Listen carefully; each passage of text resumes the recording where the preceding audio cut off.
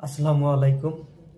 Kidney রোগীরা কি কি ফল খাবেন না বা খাওয়া ভালো না, যে ফলগুনা খাইলে কিডনিতে আরো বেশি ইফেক্ট করা হারে বা খারাপ হওয়ার চান্স থাকে, সেই ফলগুনা হইছে, এক নাম্বার হইছে কলা।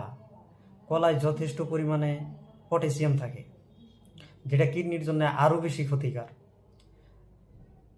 আর দুই নাম্বার হইছে পাকা আম। পাকা আমেও বহুত পটাশিয়াম থাকে, যেটা কিডনির জন্য আরো বেশি ক্ষতি করা হারে বা খারাপ করা হারে।